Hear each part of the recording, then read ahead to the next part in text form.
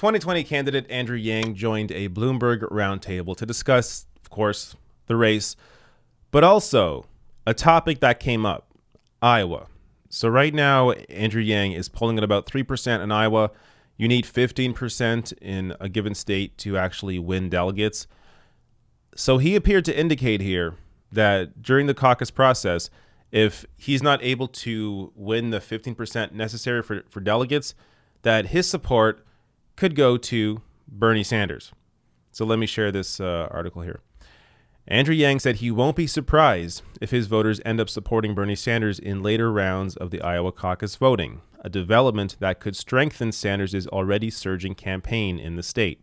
Speaking at a Bloomberg News reporter roundtable in Des Moines, Yang said there is an overlap between his supporters and those of the progressive Vermont senator. Quote, I think that Bernie and I do have a lot of overlap in support, so it wouldn't be surprising to me if many of our supporters head in that direction, he said. So this is almost an endorsement at this point. I mean, as a candidate, you don't say something like this unless you are perfectly okay with your voters going to that candidate. So Yang here he's being realistic because he knows the math. He knows if he's polling at 3%, he's unlikely to win any delegates in the state. So I think it makes total sense for his supporters to go to Bernie Sanders during the caucus process. So, in case you don't know, caucuses are different than primaries. In caucuses, you actually have to be engaged and involved there for a couple hours. And there's sort of like this multi-level process where you can move your support over to a different candidate if your candidate isn't able to get the amount of support that's needed to win delegates. So in that case, in this scenario, his supporters could absolutely go to Bernie Sanders because honestly, where else are they going to go? Are they going to go to Joe Biden? Are they going to go to Warren? Are they going to go to Buttigieg?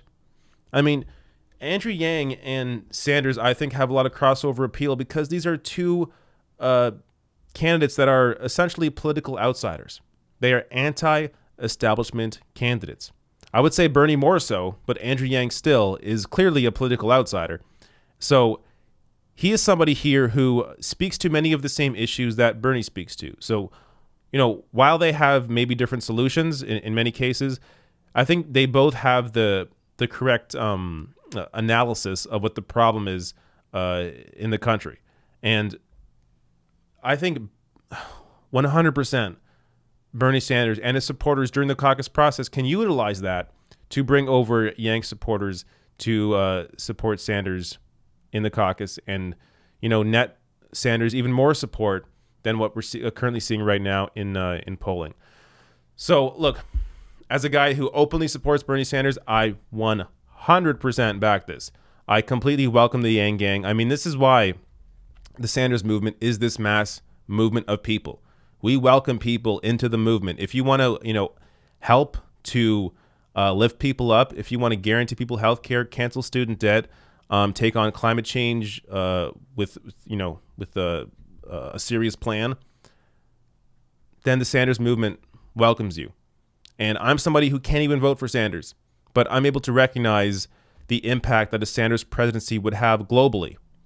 So look, I've had my criticisms of Andrew Yang as I have of all the candidates, but in this scenario here, I think Andrew Yang is doing the right thing. And I hope eventually this leads to a Yang endorsement for Bernie Sanders.